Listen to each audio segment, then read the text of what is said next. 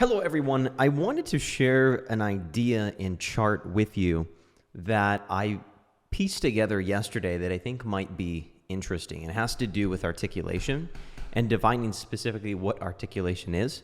I was thinking about this for some time in a conversation I had with a friend a few days ago. What does it mean when we say someone speaks articulately?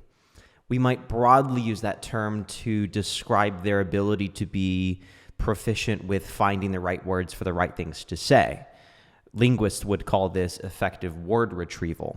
That sensation that we often struggle with where the words are on the tip of our tongue, that is not as common for someone who has the ability to simply source the right words and employ them effectively in their speaking. But beyond that, what does it mean when we say a word is articulate? Not what is a speaker who is articulate, what is an articulate word?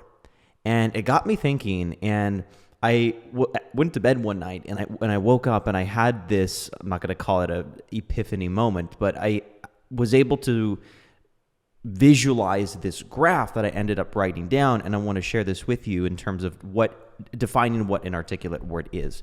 So I'll move over to my secondary cam here, and I'll draw this graph out. There are a few different parts to this. I'm going to draw two different axes here, a y-axis and an x-axis. And there are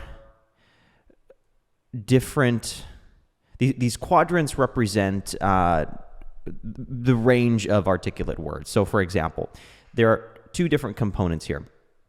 There are words that are not common, not commonly known. And then on the other end here, we have how common the word is. So this axis represents not common to common. And this axis represents how precise, I can't spell, how precise the word is to how vague the word is. Vague/broad. For example, a precise word would be very relevant and specialized to what you're attempting to describe. A vague word is probably in the same range of rhetoric that a politician might use, someone who's trying to be very diplomatic and not committing to any specific opinion. And the common and not common axis, this represents how established and perhaps how frequently the word is used in society's lexicon. And lexicon is simply just the term that is broadly a collection of the language that society uses. And then not common would be how not well known the word is. So what I found is that what we often describe as a particular word is a word that hangs out generally around here. It is decently precise, and this could even be raised a little bit.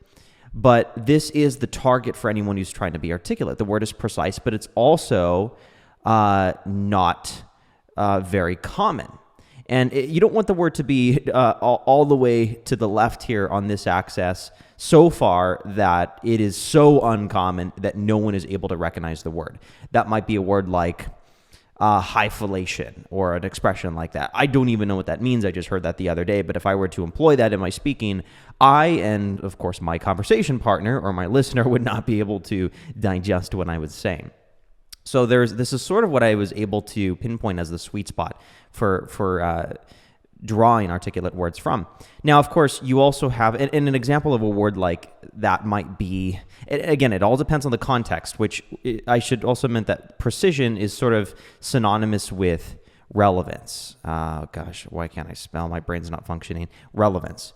And this has to do with the appropriateness of using the word. I'm not going to use a word that is sort of shoehorned into a sentence that doesn't represent what I'm trying to describe. So I'll give you an example of a word like alliance. Alliance is a word that certainly you've heard before. It's in your recognition vocabulary, but the word is rather not common. And so if you were talking about the alliance between governments and corporations, I'm just spitballing here, that could be a use of employing that word in an articulate way. Now, other words that might fall somewhere in these two quadrants, we're talking about words like pragmatic Words like nostalgic or empathy or aesthetic. These are words that are very well established in society. So if we were to take a word like aesthetic, aesthetic is very common. I don't know of anyone who's never used that word. And how vague or broad is it? It is sort of vague and broad. And I think a lot of this is achieved by the overuse of the word. The more common it is, the more people tend to throw it around, and the broader it becomes, because I think it just has to do with herd mentality and the fact that a lot of it does come down to popular figures online who will have a certain their own personal lexicon that others will start to adopt based on the sheer quantity of time they've spent listening to that person. But a word aesthetic is very common, and it would probably fall somewhere around here. If we were to take another word like pragmatic or empathy, they might not be as common, but they may even be like a word like empathy. So empathy has a very specific set of emotional, sentimental conditions that usually have to be met to be able to effectively apply that word. We're not using the word empathy to describe someone who is very happy and enjoying a night out. But the word empathy is quite common, and it is usually somewhat precise, but not that precise. So it would probably be somewhere around here.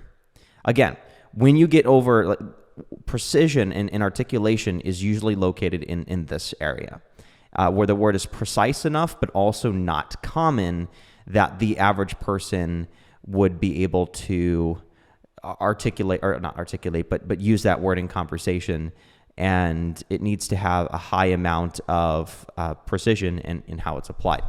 So I just wanted to share that graph. It's something that I found interesting, and I might add to it, but I would love to know your thoughts if that is something that seems to be able to pinpoint with mild accuracy what it means to use an articulate word in conversation. It needs to have relevance and precision, but it also needs to almost have a rare quality to it, where you're being able to retrieve a word that is not well established in the culture or in society's lexicon.